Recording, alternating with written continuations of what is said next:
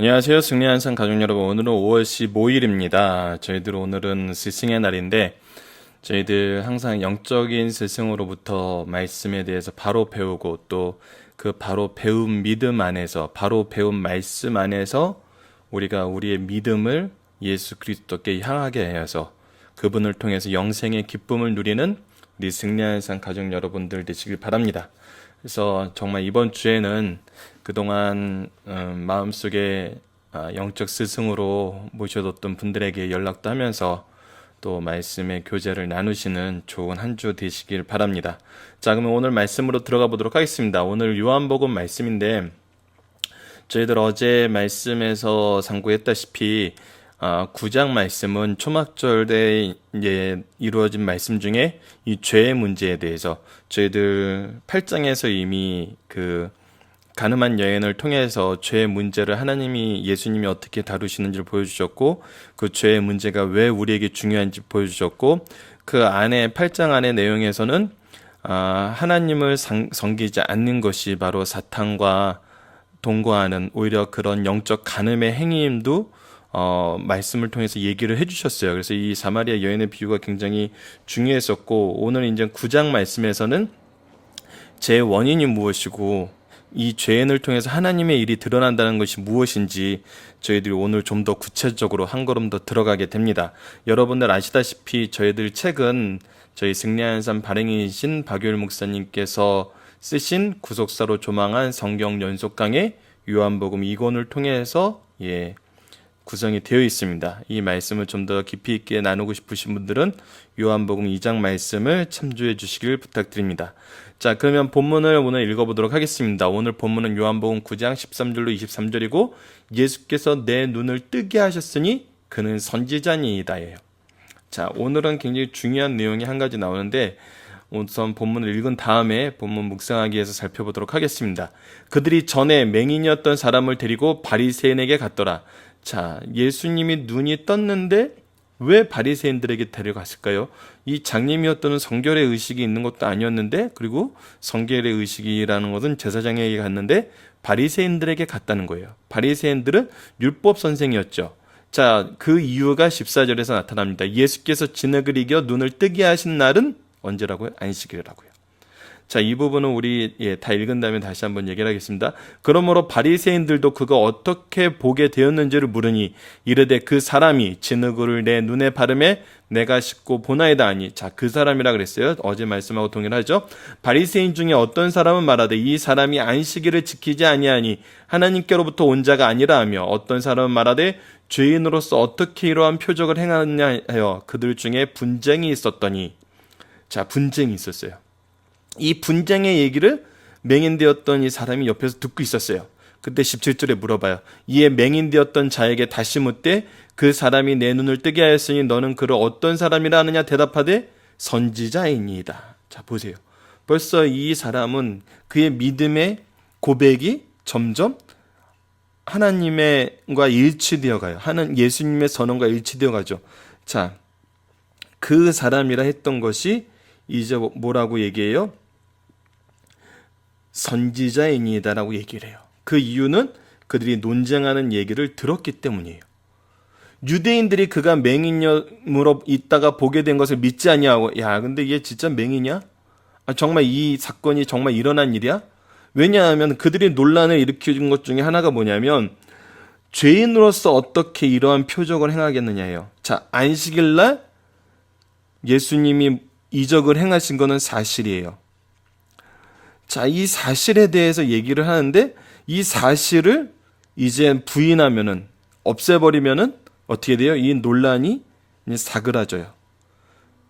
그렇기 때문에 이 사람들은 원하는 게 뭐냐면 그 사람이 맹인이었나 안 맹인이었나를 우선 이제 확인하는 상태로 이제 넘어가게 되는 거예요. 그래서 누구를 불러요?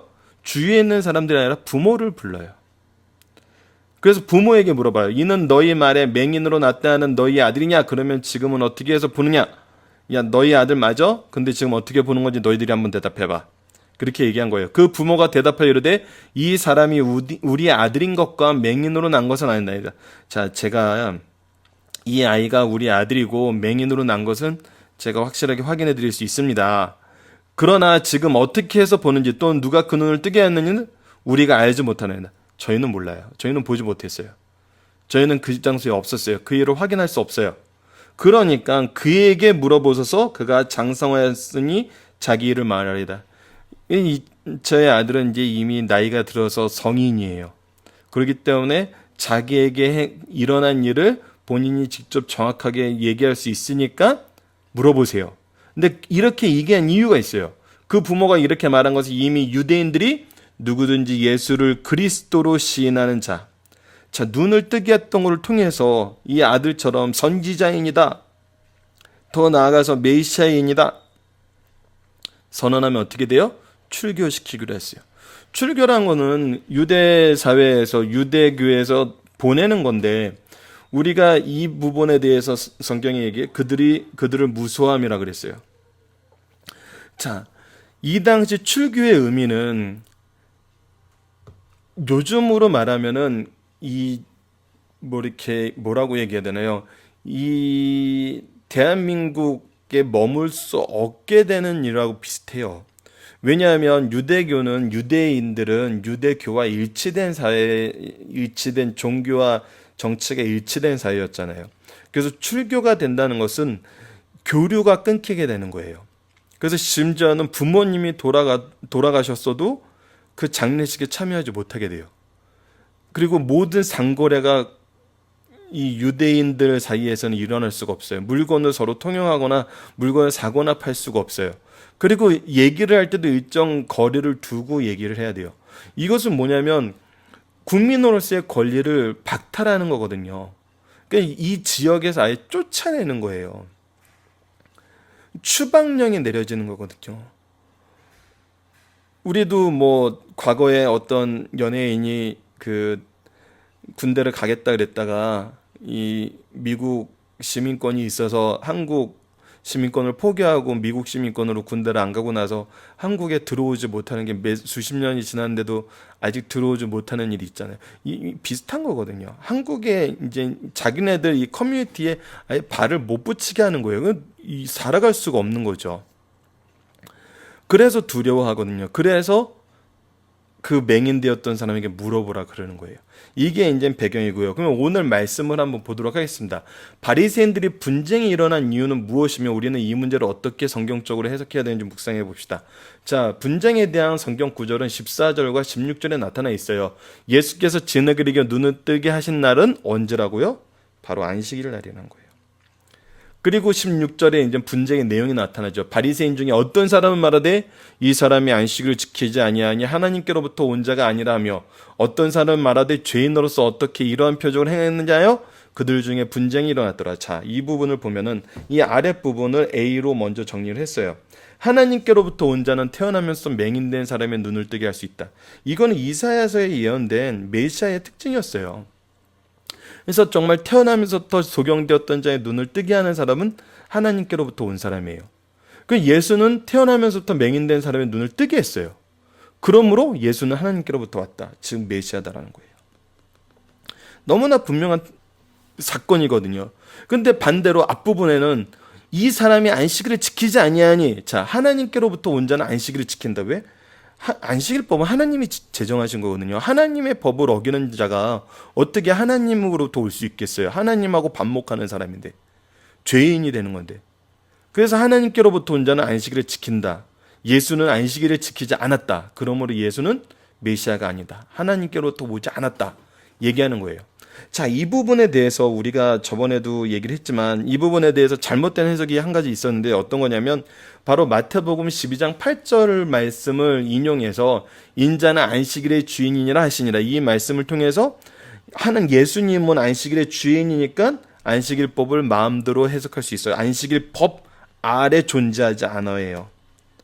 안식일법 아래 존재하지 않고 위에 존재해서 이 안식일법에서 자유로워.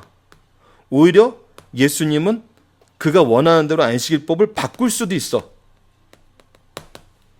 이런 개념인 거거든요. 근데 이거는 잘못됐다는 거예요. 왜요? 베드로전서 1장 19절 보면 오직 흠없고 점없는 어린 양 같은 그리스도의 보배로운 피로 된 것이라. 우리의 구원은 흠없고 점없는 율법 아래에서, 하나님의 언약 아래에서 흠없고 점없다는 거거든요. 하나도 어긴 게 없다는 거예요. 율법 아래에서 온전한 의인 대신, 완전한 의인 대신 예수님이란 거예요. 그래서 이 말은 두 가지를 우리에게 줘요. 뭐냐면 예수님이 안식일법을 폐했다. 예수님은 안식일을 지키지 않으셨다. 이거 잘못된 해석이에요. 안식일의 주인이기 때문에 마음대로 해야 된다. 이것도 잘못된 해석이에요. 그 예수님은 왜 안식일에 이 일을 하셨나요? 이 문제를 성경적으로 어떻게 해석할 건가요? 이 부분은 저희들 이 요한복음 5장에서부터 누누이 얘기했던 부분인데 뭐였죠? 사람들이 안식일법을, 하나님이 안식일법을 주셨어요. 하나님이 주신 안식일법이에요. 근데 이거를 잘 지킨다고 하면서 어떤 걸 만들어요? 이 안식일법하고 떨어져 있는 다른 시행령을 만들어요. 근데 이 안식일법 안에 있으면은 하나님의 의를 이루는 거고 하나님이 예비하신 메시아를 바로 볼 수 있어요. 근데 안식일법하고 떨어진, 입법 취지하고 떨어진 오히려 상반되는 시행령을 만들어서 여기서 계속 이걸 지키고 이걸 키워나가요. 이걸로 정죄도 하고 이걸로 막 자기 사회의 시스템도 만들어요. 그러다 보니까 이것을 열심히 해요. 점점 뭐가 커지는 거예요? 바로 죄가 커지는 거예요. 그래서 예수님 오셔서, 예수님은 누구세요? 바로 이 안식일의 법을 제정하신 삼위일체 하나님이세요. 아버지가 행한 것을 하시고 아버지가 말씀하신 것을 말씀하시는 분이에요. 그래서 뭘 하세요? 바로 이 잘못된 이 죄에 대해서 지적을 하세요. 잘못됐다. 유권 해석을 해주세요. 그리고 온전하게 안식일을 지키는 것이 무엇인지 보여주세요. 그래서 이 일 사건이 있잖아요. 자, 안식일에 아버지가 일하시니 나도 일하신다. 아버지가 하시는 일이니 내가 하는 거다. 그리고 우리 8장에서였죠. 8장에서 이 안식일날 병 고친 것과 모세를 통해서 율법을 주셨음에도 불구하고 할례 의식을 지키는 것을 통해서 정결 의식이 하나님이, 예수님이 하셔야 되는 것 중, 왜 이것이 율법에 위배된 것이 아니고 하나님의 일인지 가르쳐 주시잖아요. 그래서 예수님은 안식일법을 지킨 게 아니라 안식일법에서 벗어난 잘못된 이 시행령들을 뭐 해주시는 거예요? 수정해 주시는 거예요. 헌법재판소 소장으로서 선언을 한 겁니다.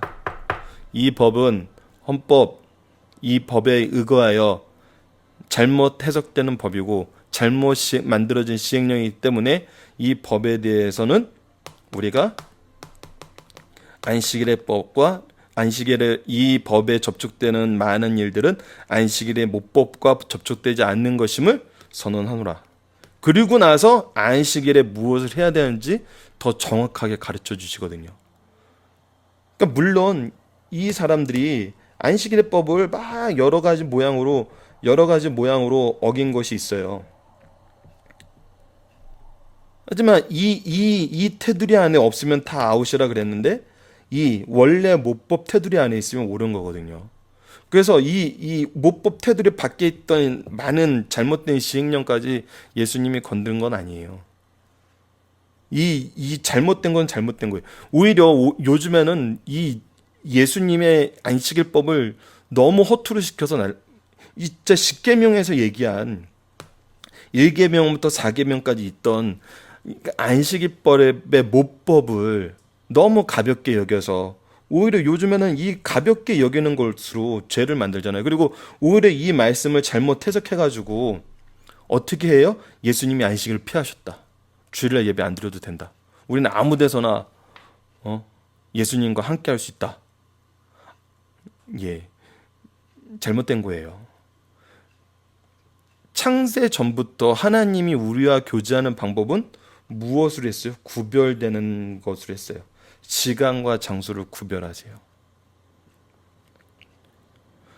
정한 시간, 정한 장소에서 마음과 뜻과 정성을 다해서 신령과 진정으로 하나님께 예배드려요. 그것이 하나님과 만나는 만남의 방법이었어요.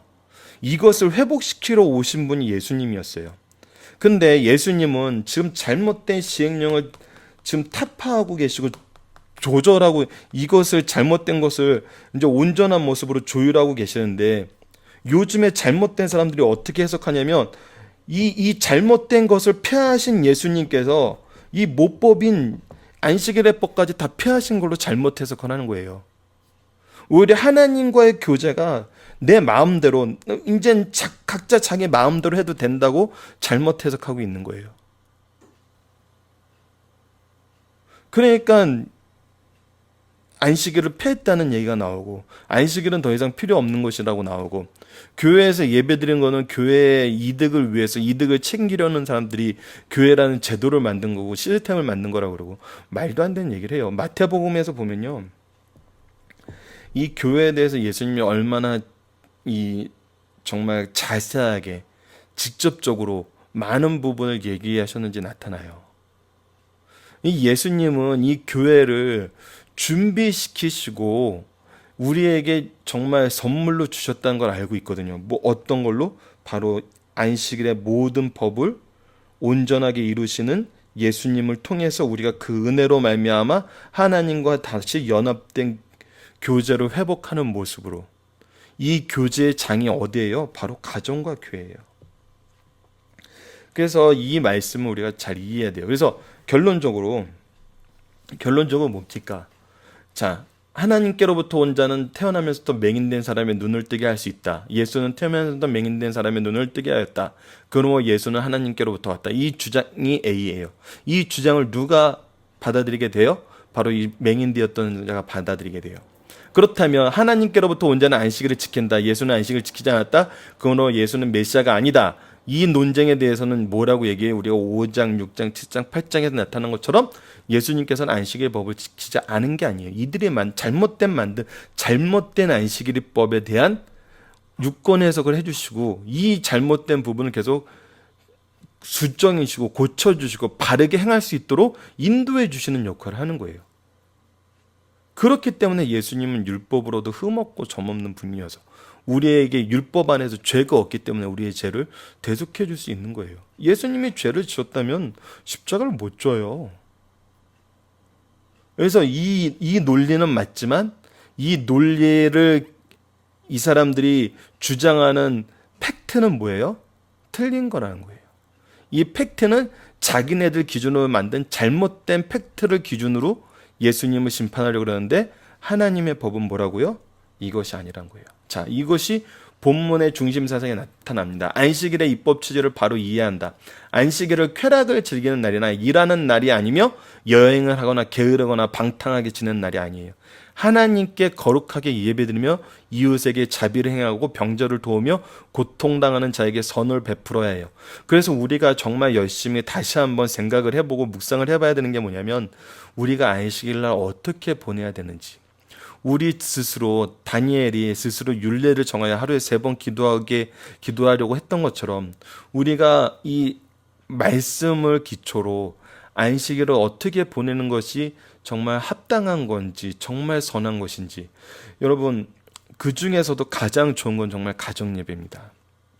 우리가 주말에 가정예배를 두는 것은 여러분 자녀들과 제자들과 단 한 번도 우리가 그냥 대예배를 드리고 나서 각자 흩어져 버려요.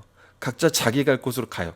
가서 놀러 가고 싶은 사람 놀러 가고 학원 가야 되는 사람 학원 가고 각자 자기 또 다른 이유를 만들어서 그들과 모여서 연합을 하는 행위들을 하는데 이것이 과연 하나님의 이름으로 이루어지는 건지 우리가 다시 한번 고민을 해봐야 되지만 여러 가지 모임 안에서 우리가 먼저 이제 생각을 해봐야 되는 것은 우리 가정이에요.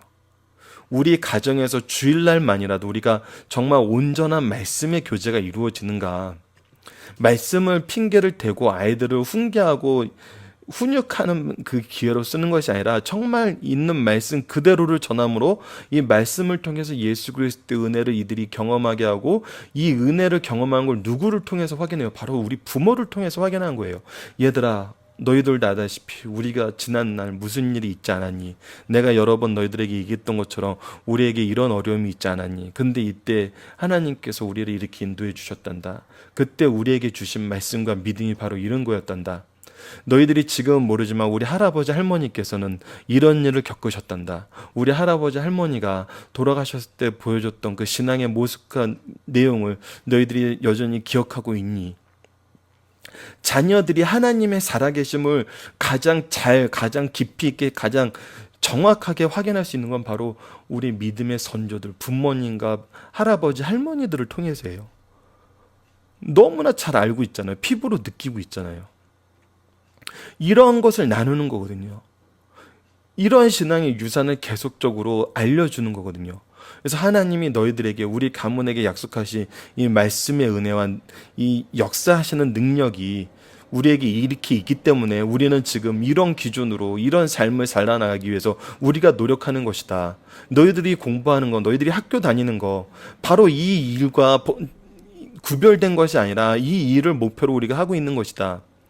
너희들이 앞으로 하나님 앞에서 하나님의 능력을 경험하게 되고 하나님의 말씀의 능력이 너희들을 살리고 너희들을 새롭게 하는 것을 경험하게 됐을 때 너희들은 더욱더 우리 부모의 신앙과 우리 부모와 나눴던 이 말씀의 교제를 통해서 너희들이 나아가고자 하는 길을 하나님과 함께 동행하는 삶을 살기 원한다. 주일날이 아니면 도대체 이런 내용을 언제 나눌 수 있나요? 현대사회에서, 한국사회에서.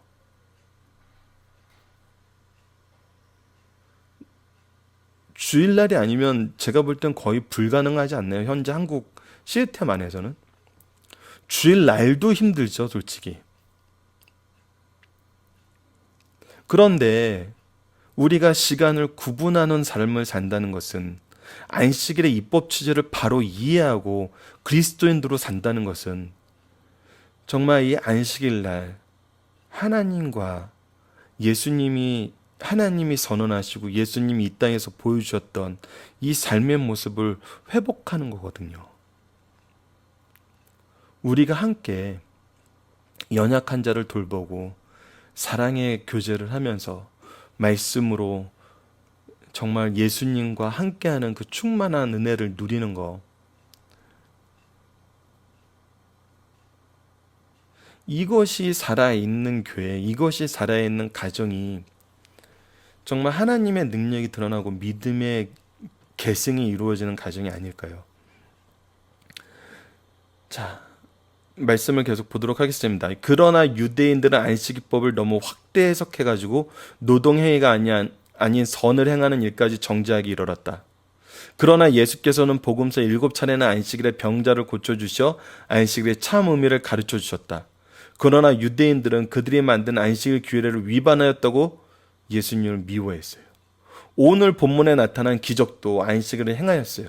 예수님은 안식일의 주인으로서 안식일을 바로 지키셨으며, 안식일의 주인이기 때문에 마음대로 한 게 아니라 바로 지키셨으며, 안식일의 법의 취지를 벗어난 것들에는 구애받지 않으심을 가르쳐주고 있어요. 하지만 현대에는 어떻죠? 안식일의 법을 너무 가볍게 여기지요. 예수님은 가볍게 여기시거나 폐지하신 게 아니에요. 바로 지키신 것이에요. 이것을 우리가 알아야 됩니다. 자, 유대인들은 누구든지 예수 그리스도를 시인하는 자는 출교하기로 결심했어요. 이는 그들이 믿지 않기로 결정한 것과 같아요. 왜요? 예수님을 거절한 거거든요. 메시아로서 이 땅에 오셨는데 메시아를 믿는 자들은 출교시키겠대요. 무슨 증거예요? 예수를 믿지 말라는 얘기죠. 이런 사람들은 어떤 증거로도 그 마음을 변화시킬 수 없어요. 이런 사람들은 변화시킬 수가 없어요. 이는 자신이 진리의 눈을 감고 스스로 끈을 묶고 자유를 거절하는 자들과 같아요. 스스로 죄의 속박을 받는 것을 기뻐하는 거예요. 사람이 공평하고 올바르며 정직한 마음이 있는 한 비록 무식하다 할지라도 그에게는 소명이 있어요. 자, 오늘 말씀에서 바리새인들에게 소망이 있습니까? 이 장님되었던 자에게 소망이 있습니까? 장님되었던 자에게 오히려 소망이 있는 거거든요. 우리도 스스로의 신앙의 모습을 봐야 돼요. 우리가 소망이 있는 신앙의 모습을 하는지 절망으로 가고 있는 신앙의 모습을 하고 있는지. 그러나 무엇을 좀 가지고 있다면서 편견에 치우치면 아무것도 얻을 수 없는 정신적인 빈곤에 처하게 된다는 거예요. 예수님을 받아들일 수 없는 그런 영적인 상태에 놓였다는 것은 이미 자기의 의를 너무 세워서 죄악의 노예로 완전히 매여 있다는 거거든요. 그러니까 예수님을 죽이는 데까지 이들이 나아가게 되죠. 그러므로 우리는 주의 말씀 앞에서 베레아 사람들처럼 간절한 마음으로 말씀을 받고 말씀을 정말 간절한 마음으로 받아주십시오. 성경을 긍정적으로 상고해야 돼요. 왜 이 말씀을 주셨을까? 이 말씀이 나에게 주신 의미는 무엇일까? 성령께서 오늘 나에게 이 말씀을 접하게 하신 이유는 무엇일까? 그래야 풍성한 믿음의 결실을 보게 된다는 사실을 가르쳐 주시는 말씀이에요. 자, 오늘 본문이 바로 이 부분이었잖아요. 그 부모가 대답하여 이르되 이 사람이 우리 아들인 것과 맹인으로는 난 것은 아나이다. 그러나 지금 어떻게 해서 보는지 또는 누가 그 눈을 뜨게 하였는지 우리는 알지 못하나이다. 그러게 물어보소서. 그가 가장 장성하였으니 자기 일을 말하리다. 그 부모가 이렇게 말한 것은 이미 유대인들이 누구든지 예수를 그리스도로 시인하는 자는 출교하기로 결의하였습니다. 그들은 무수함이라. 더 나아가서 오늘 본문 말씀이 보여주는 모습은 뭐죠? 믿지 않는 자들의 특징은 다른 사람이 믿는 것까지도 막는다는 거예요. 이것이 하나님을 믿는다는 유대 공동체 안에서 있었어요. 우리 교회에서도 이 사건이 없으리란 법이 없어요. 그리스도를 믿는다 하면서 바로 믿지 못하게 계속 유혹하고 겁을 줘요. 옳은 일을 행하지 못하게 하고 나는 순수하게 예수님을 믿고 싶은데 그렇게 믿어도 안 된다고 핀잔을 주고 오히려 미워하고 영적으로 더 피폐하게 만들고 그것을 넘어서 육적인 것까지 방해하고 정말 고난에 처하게 하는 사람들이 있어요. 이런 사람들은 정말 예수님이 8장에서 말씀하셨던 것처럼 내가 어디에 속해 있는지 정말 기도하셔야 됩니다. 그리고 더 중요한 것은 이들은 정말 더 이상 이 진리가 들어가지 않는 상태에 있는 사람일 수도 있어요. 그런데 우리는 그것을 알아야 돼요. 우리가 신앙생활하면서 정말 중요한 것은 뭐냐면 내가 이 부분을 분별할 수 있다는 거예요. 분별할 수 있어야 된다는 거예요. 이 사람이 하는 행동과 이 사람들이 말하고자 하는 내용이 정말 하나님의 말씀에 온전하게 맞는 것인지, 하지만 아니면 하나님의 말씀과 전혀 상관없는 이 사람의 개인의 주장으로 인해서 우리를 유혹하고 있고 우리를 넘어지게 하는 것인지는 우리가 구별할 줄 알아야 돼요. 근데 그걸 구별하는 방법이 바로 말씀을 외에는 없다는 거예요. 말씀에 비춰서 행동해야 된다는 거예요. 특히 요한복음을 통해서 여러분들이 이 내용을 알아야 돼요. 여러분들의 말씀의 일을 공급해주기 위해서 최선의 노력을 다하시는 분들을 소중히 여기세요. 스승의 날 우리가 정말 이거를 알아야 돼요. 근데 여러분들의 육적인 필요와 여러분들의 감성적인 부분을 채워주는 사람이 교회에 대해서 비난하고 말씀에 대해서 비난하고 이 신앙에 대해서 가볍게 여긴다면은 그거는 주의하세요. 정말 위험합니다. 자, 마지막 3번입니다. 예수님께서 맹인을 치료하여 보게 하셨다. 이 맹인은 받은 은혜를 주변 환경에 구애받지 않고 정확하게 증거했어. 내가 한 가지 아는 것은 내가 맹인으로 있다가 지금 보는 그것이니이다. 내일 말씀이죠. 그러면서 이 사람들의 논의를 보면서 오늘 본문에서 어땠어요? 선지자인데요. 당신들이 얘기하는 거 보니까 선지자 맞네요. 내 눈을 뜨게 했잖아요. 하나님께로부터 온 자가 맞네요. 그리고 고백하기를 나는 전에 어두웠으나 이제 빛을 가졌고 전에는 하나님을 두려워했으나 이제는 사랑하게 되었고 전에는 죄를 좋아했으나 이제는 죄를 미워하게 되었으며 전에는 영적으로 맹인이었으나 이제는 신령한 세계를 보게 되었다고 했어요. 배가 고픈 사람은 음식을 먹은 후에 배부름을 느끼고 목이 마른 사람은 물을 마신 후에 시원함을 느끼듯이 자기 속에 하나님의 은혜가 있는 사람은 그 속에 주의 능력이 있음을 느끼고 행사하게 된다는 것이 바로 오늘의 중심사상의 마지막 부분의 말씀입니다.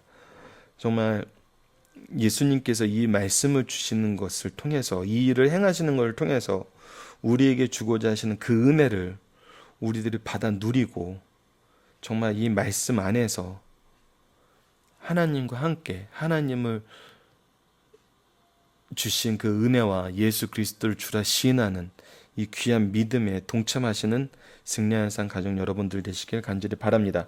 말씀을 기초로 기도하기를 통해 마치겠습니다. 하나님, 우리가 신앙생활을 하면서 마음속에 도전을 받을 때 이것이 우선 하나님 앞에서 의로운 일을 내 기준에 의해서 받아들이지 못하니 아닌지 살펴보게 하시고 말씀을 통해 바른 진리를 깨닫고 실천하는 지혜를 주셔서 무엇보다 우리 삶 속에 주님께서 인도해 주신 영적 스승을 항상 가까이 하여 진리의 기세에서 벗어나지 않게 하시고 우리를 이끄는 지도자들을 위해 항상 기도하며 하나님 뜻대로 예배드리는 가정과 교회가 되게 하여 주소서. 예수님 이름으로 기도드립니다.